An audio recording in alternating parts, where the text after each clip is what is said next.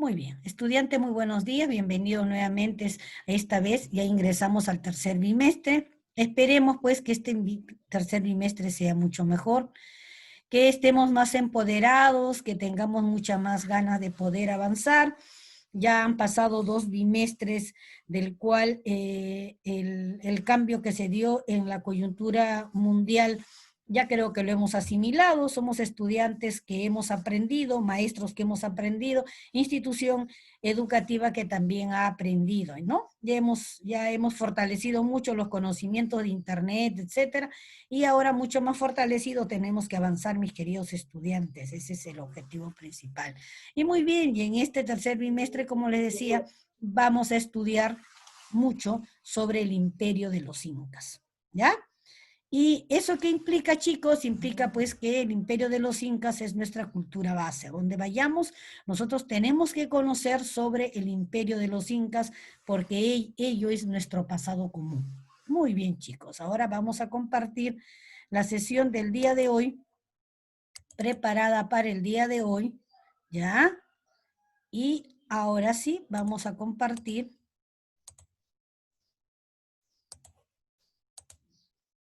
Muy bien. Ahora sí, chicos, compartimos la cultura inca. La cultura inca, como ustedes han podido apreciar en el video y los que no han visto, les rogamos por favor que lo vean. Fue la más importante y extensa de América del Sur precolombina. Se remonta al siglo XII de nuestra era. Su máxima autoridad era nada menos que el Zapac Inca y su territorio se denominó Chinchaysuyo, Tahuantinsuyo, que estaba dividida por 4 suyos: Chinchaysuyo, Contisuyo, Collasuyo y Antisuyo. Muy bien, 4 regiones del sol fue la gran síntesis cultural del Perú, del antiguo producto de la fusión de estas culturas. ¿De qué culturas? Tiahuanaco y Huari. Se funcionaron para poder crear a este gran imperio. Y vamos a ver un poquito los orígenes del imperio de los incas, porque una cosa es, mis queridos estudiantes, que nos digan que el imperio es origen de las leyendas y una cosa es la investigación científica. Este imperio que se fortalece después de la batalla de Pachacútec con los chancas en el año de 1400 y es por ello que a partir de ahí se considera pues realmente el imperio. Pero esto ya se había iniciado hacía muchos años atrás, mis queridos estudiantes, a partir de pequeños reinados, pequeños señoríos que más tarde se van a consolidar en lo que vendría a ser el importante imperio de los incas. Muy bien. Su territorio se denominó Tahuantinsuyo, 4 regiones del Sol. Se establece en la América del Sur, en la parte más occidental. La capital de este imperio fue el Cusco, ombligo del mundo. Conocido así, mis queridos estudiantes, también y reconocido ahora por los geólogos, porque aunque ustedes no lo crean, es el punto importante donde vamos a poder encontrar nosotros la cordillera de los Andes, pero también vamos a poder encontrar abundante agua. ¿Ya? Dicen los investigadores que si el mundo moriría de sed, el último lugar que dejaría de tener agua sería el Cusco. Y por ello es la explicación de por qué se considera el Cusco ombligo del mundo. Esta se divide en 4 regiones o suyos: Chinchaysuyo por el norte, en el cual nos encontramos inmersos nosotros. ¿Ya? Muy bien. El Antisuyo por el este, Contisuyo por el oeste y Collasuyo por el sur. Abarcó los actuales países de Ecuador, Colombia, Perú, Bolivia, Chile y Argentina. ¿Ya? Un poquito más para poder entender acá. Vamos a ver acá y vamos a agrandar en nuestra pantalla y vamos a ver aquí lo que vendría a ser el Chinchaysuyo, ¿no? Todo, y nosotros estamos inmersos en esta parte de acá. Muy bien, y esto crece y se expande a raíz de muchos soberanos incas, pues no, los reyes que paso a paso van expandiendo el imperio hasta que llegó a su máximo nivel a partir de los 4 suyos. Ya, miren ustedes, Colombia, Ecuador, Perú, Bolivia, Chile y Argentina. Por ello, todos estos países tienen en común el origen del imperio de los incas, y aunque ustedes no lo crean, ellos nos estudian también a nosotros. También tienen como base el origen de la cultura inca. ¿Ya? Muy bien, ahora sí, vamos a volver nuestro dibujito a su lugar y vamos a continuar. Muy bien, la división territorial, mis queridos estudiantes, Collasuyo, sudeste del Cusco, la meseta del Collao, donde nos unimos con el país de Bolivia. Chinchaysuyo por el norte del Cusco, costa norte y sierra central, ¿no? Y ahí vamos a estar el reino Chimú, el reino de Chancay, ¿ya? En esta parte del Contisuyo, del Chincha y Suyo, costa norte y la Sierra Central. En el Contisuyo estaría el oeste del Cusco, costa y Sierra Sur. En el Antisuyo, el este del Cusco, cordillera de los Andes y el límite con la selva. Ahí vendrían los pueblos de Chachapoyas. Y en el Contisuyo estaría pues el pueblo de Chincha, que fue muy importante y que fueron los grandes mercaderes de la época precolombina, considerados y comparados incluso con los fenicios, ya que los fenicios construyeron embarcaciones debido a que ellos, la naturaleza les da abundante madera y a nosotros nos da abundante totora. Así que las balsas lo construyeron los chinchas y con ello comercializaron por todos estos países. Los límites a los que llegaron, a lo que se llegó en la época del Imperio Incaico, por el norte, Pasto, Colombia, hasta el río Ancasmayo. Por el sur, río Maule, sur de Santiago de Chile. Por el este, ceja de selva, por el oeste, con el Océano Pacífico, y por el sureste, a las pampas de Tucumán, Argentina. ¿No? Muy bien, mis queridos alumnos, expansionistas. Los incas fueron muy expansionistas, por ello es que lograron tener este espacio territorial tan importante. En el periodo de los estados regionales, cabe decir en los primeros inicios, ¿ya? Cuando gobernaba Manco Cápac y Sinchi Roca, los dos primeros incas, varios de estos estados estuvieron en busca de expansionismo, no solamente el reino del Cusco, también en ese tiempo gobernaban los chimús, los chanca y los lupacas. Todos ellos estaban en su afán de expansión. Sin embargo, los incas ejercieron supremacía a partir de la victoria que obtuvieron frente a los chancas, pueblo guerrero y belicoso que llegó a atacar a los incas y que ninguno de los ayus, ninguno de los curascasco de los reinos regionales quería pues batallar con Astoy Huaraca, líder de los chancas, porque sabían que era un ejército muy belicoso. Sin embargo, Pachacútec, uno de los hijos de Huiracocha, sí se atrevió, porque incluso, como ustedes han podido ver en el video, Huiracocha acompaña a su hijo Urco y escapan y dejan abandonado este reino, este primer reino regional. ¿Ya? Entonces, la figura de Pachacútec, que en ese entonces no se llamaba Pachacútec, sino Tito Cusi Yupanqui, uno de los tantos hijos que tenía Huiracocha, sale adelante y logra pues vencer. Y todos los vencedores tenían en ese entonces por costumbre cortar la cabeza de la persona que había sido vencido. Y con la cabeza en mano, ¿no? Tuti Cusi Hualpa ingresa pues al reino del Cusco. Y luego ya los nobles del Cusco se ponen a pensar si ya habían vencido al ejército más poderoso del mundo precolombino, fácil era poder ejercer dominio en otros pueblos y continuaron ejerciendo. Fue muy difícil poder lograr que los chimús, que pertenecía más adelante, pertenecería al Tahuantinsuyo del Chinchaysuyo, a uno de los suyos, de este Tahuantinsuyo, ¿ya? Sin embargo, después de 10 largos años de lucha, lograron vencerlo de la mano de Cápac Yupanqui, ¿no? Los otros pueblos fue mucho más fácil vencerlos y es así que los incas llegan a tener este espacio territorial tan grande. Muy bien. Razones del expansionismo de los incas. ¿Por qué los incas querían expansionarse? ¿Por qué los incas querían tener grandes territorios? Sería bueno preguntarnos también, no solamente los incas, ¿por qué los hombres de Grecia querían expansionarse? ¿Por qué los hombres del Imperio Carolingio querían expansionarse? ¿Por qué eh, todas las culturas y los grandes imperios quieren expansionarse? Porque todos han querido expansionarse. Entonces nosotros podemos hablar solamente en nombre del imperio de los incas, ¿no? Primero, los incas no querían que existiera un Estado reino señorío. Ellos querían un imperio, porque no querían que ninguna cultura que se expandiese un poquito pudiera ser amenaza para el gran imperio de los incas o para el Tahuantinsuyo. Además, tenían la necesidad de captar mayor gente para hacerlos trabajar en las obras públicas estatales.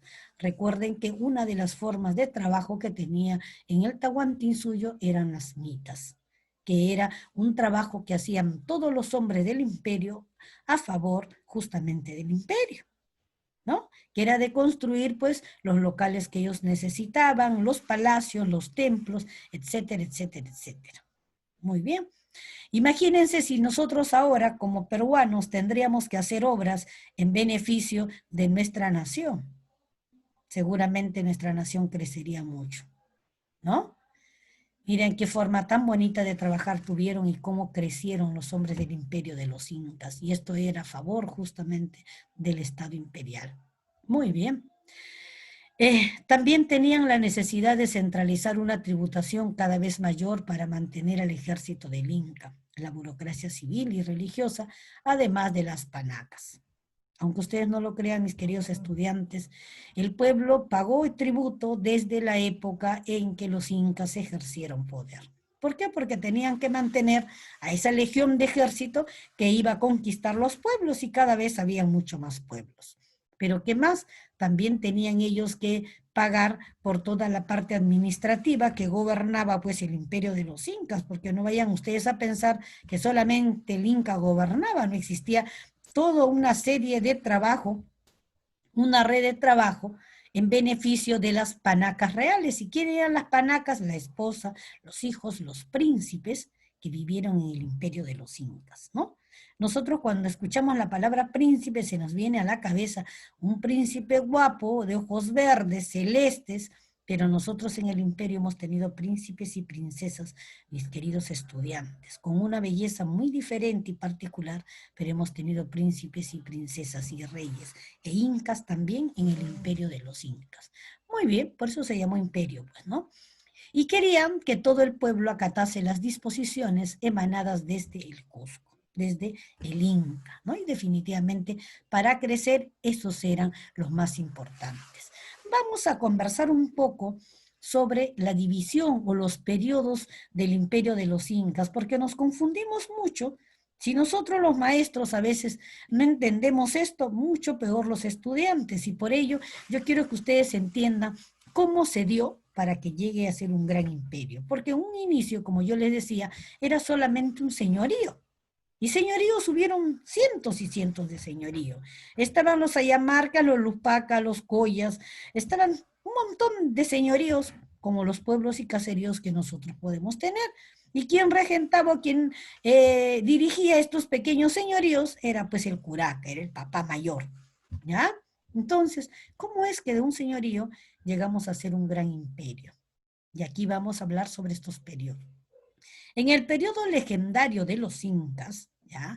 Se conoce legendario porque es algo mítico, Manco Cápac y Sinchi Roca.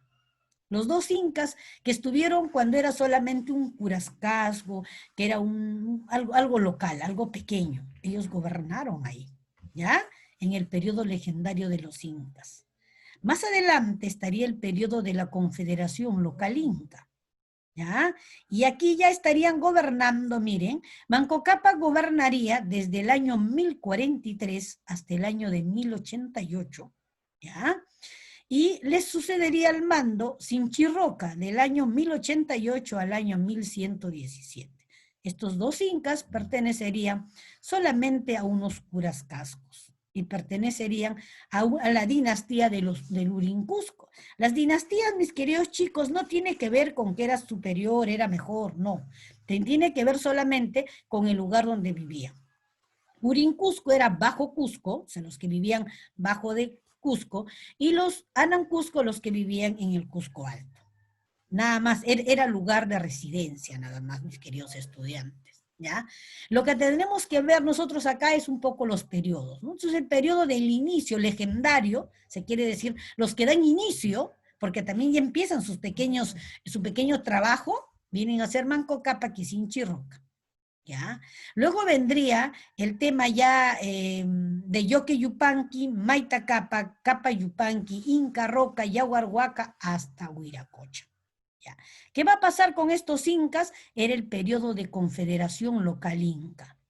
Confederación local inca. Era un gran pueblo, era este inca. Todavía no era gran, no era gran, ¿no? Pero era un reino regional y querían pues expandirse. Todos querían luchar, todos eran belicosos. Estaban los reinos chimús en el norte, estaban los chancay en el centro, estaban los chinche en el sur, acuérdense, estaban los lupacas, ¿ya? Y estaban muchos reinos regionales. ¿Y por qué entonces los incas empezaron a crecer? Chicos, una historia maravillosa, la historia de esta batalla. Y una vez más, se los vuelvo a repetir en resumen.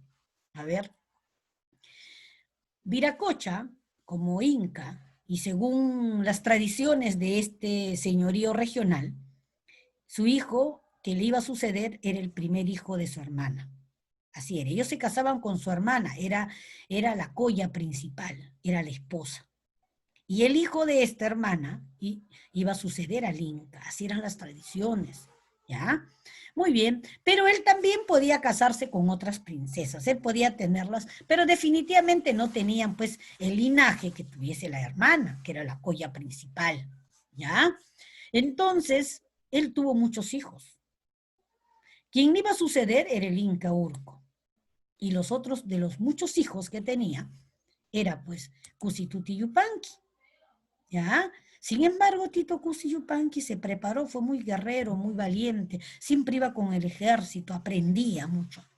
Y cuando los chancas, que eran otro pueblo expansionista, vinieron a querer conquistar el reino del Cusco, Huiracocha y Urco escapan, Tuticusi Yupanqui sale al frente y va a pedir ayuda a los otros reinos regionales para que lo apoyen a combatir.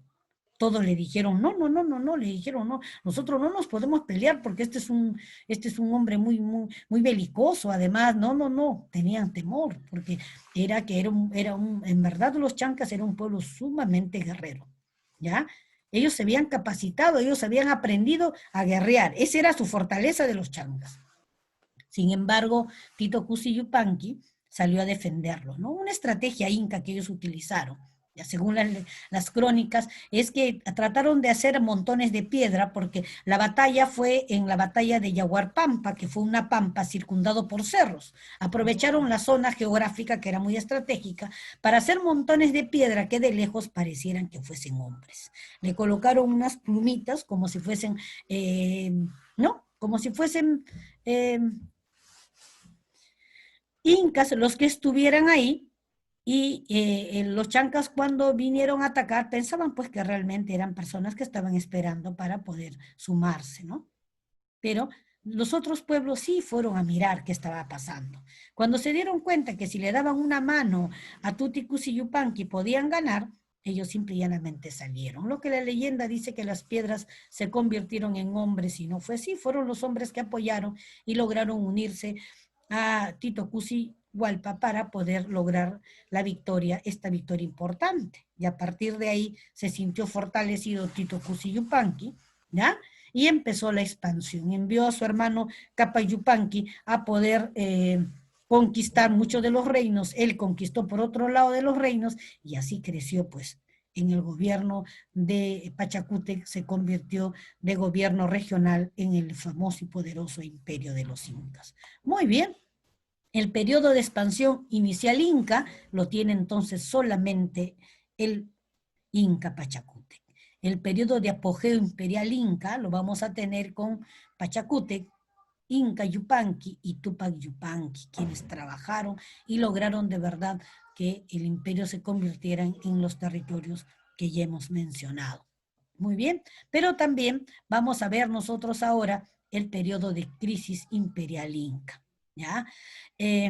Acá vamos a recordar que, por ejemplo, Tupac Yupanqui fue un inca muy conquistador. El imperio se encontraba en pleno apogeo, de verdad, en su máximo esplendor. Y este inca Tupac Yupanqui fue un inca viajero. que llegó a otros países. Y fue quizás por él que otros pueblos, quizás España, supo de este imperio, ¿no? Porque fue llevando una corte, fue un conquistador, y posiblemente de haber pasado 100 años posteriores, algún otro inca conquistador y explorador hubiese podido conquistar el mundo y la historia fuese viceversa. Nosotros hubiésemos conquistado el mundo y no el mundo a nosotros, ¿no? Pero se dio en este tiempo en que, por cierto, pasaba una crisis imperial. Huayna Cápac muere sin dejar a un heredero, ¿no? Y, eh, y bueno, y el imperio estaba dividido en dos, en el pleito de los dos hermanos por gobernar. Ustedes saben pues que llegan los españoles. Sí, chicos, termina y volvemos a ingresar, por favor, ¿ya? Y bueno, y ya toman el imperio. Sin embargo, luego del imperio hubieron otros incas también, mis queridos estudiantes, ¿ya? Tupac Hualpa, el hijo de Huayna Cápac, llamado Toparpa, que reinó solo 3 meses. Al darse cuenta de la ambición de los españoles, simple y llanamente ya no quiso gobernar. Luego gobernó Mancoín como aproximado de 10 años y al darse cuenta de lo que quería, fue él el que se sublevó, ¿no? Y aquí es donde muere Cahuide arrojándose ¿cómo se llama?, de este bastión tan importante. Sayri Tupac, hijo de Manco Inca, fue coronado en 1554 y renuncia en el año de 1558. Cusitito Yupanqui, hermano de Sayri Tupac, muere supuestamente envenenado y le asume al poder el último inca, Tupac Amaru I, quien muere por no querer convertirse al cristianismo. De esta descendencia y de esta línea, 300 años después, José Gabriel Condorcanqui, ¿no?, nace y él viene de esta línea genealógica de Tupac Amaru I. Por ello es que él se denomina Tupac Amaru II para poder enfrentar a los españoles en el año de 1780. Muy bien, y a la muerte de Tupac Amaru I, 1572, se da pues por culminada en verdad el imperio de los incas. Pero al mismo tiempo también, chicos, se da casi por culminado, porque ya a este entonces ya los conquistadores habían muerto. Ellos nos conquistan en el año de 1532 y en el año de 1542 ya todos habían muerto por ambiciones. Muy bien, chicos, organización del imperio de los incas. La organización de la cultura inca, y vamos a ver acá la parte social, política, económica, administrativa, militar y también los caminos, pero lo vamos a ver en 2 sesiones. Solamente hoy día vamos a hablar sobre las clases sociales de la cultura inca. La nobleza de sangre, aquella que estaba conformada por la panaca real, cabe decir la familia del Inca. Y aquí vamos a tener al Inca, el máximo exponente social es el Inca. La Colla, su esposo oficial, quien era su hermana. Auqui era el príncipe casado y el príncipe soltero, e Inga era el príncipe casado. ¿Ya? Ñusta era la princesa soltera y Paya era la princesa casada.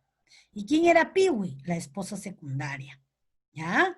Que muchas veces ocupó en el corazón de los incas un lugar preferencial, como fue el caso de Capayupanqui, ¿no? De Huayna Cápac, quien se enamora de la princesa de Quito y casi quiere ceder pues esos territorios, y por ello vino todo el problema de la ruptura de estos dos hermanos. Muy bien. Y vamos a ver a la nobleza de privilegio dentro de la clase noble del imperio de los incas, chicos. Estaban los denominados nobles recompensados, quienes eran simples jatunrunas.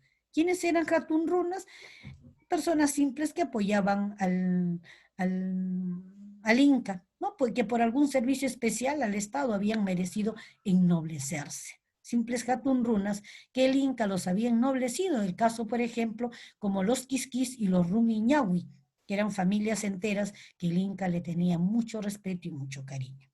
El primero había sido depilador de Huayna Cápac y el segundo un simple indio plebeyo, un simple aventurero, pero afortunado porque los convirtió en nobleza de privilegio. La nobleza venediza venía cuando el Inca se casaba eh, para poder conquistar un pueblo, ¿no? Recuerden que venía muchas formas. Una de las formas era que si el rey o el curaca de este pueblo le entregaba una hija, simplemente todos se asimilaban al imperio de los incas. Y por ello se llama nobleza venediza. ¿ya? Curacas, príncipes y nobles que habían sido conquistados. Y nobleza recompensada era nobleza de privilegio, estaba constituida por un sector del pueblo que ascendía por méritos y lealtad al Inca, ¿no? Muy bien, entonces ahí vamos a ir viendo nosotros. ¿Y quiénes conformaban el pueblo, chicos? La gran masa social del imperio.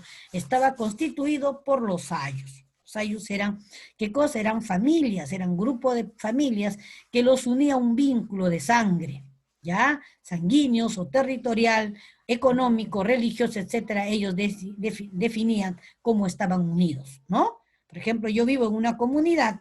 Si nosotros estuviésemos en la época del Imperio Incaico, toda mi comunidad sería un ayo. ¿Bien? Más o menos así, un ayo, ¿no? También una gran familia de más de 70 personas podían conformar un ayo. Estos estaban dedicados a las labores agrícolas y a otras actividades económicas y no participaban en el gobierno. Muy bien. Y luego teníamos dentro del pueblo a los jatunrunas, hombre común, hombre simple, dedicado a las labores agrícolas. En otras palabras, campesinos. Los yactarruinas, runas, tenemos a los hombres de ciudad, ¿ya? Dedicados a la artesanía. Los mitimaes eran trasladados de un lugar a otro cuando ellos conquistaban los pueblos. Los yanaconas, dedicados a ver, Ingrid, dedicados al servicio de la nobleza inca, los yanayacos dedicados al servicio de la nobleza inca, y los piñas eran esclavos. ¿Ah? Muy bien, chicos, terminan y volvamos a ingresar, por favor, ¿ya? En menos de un minuto vamos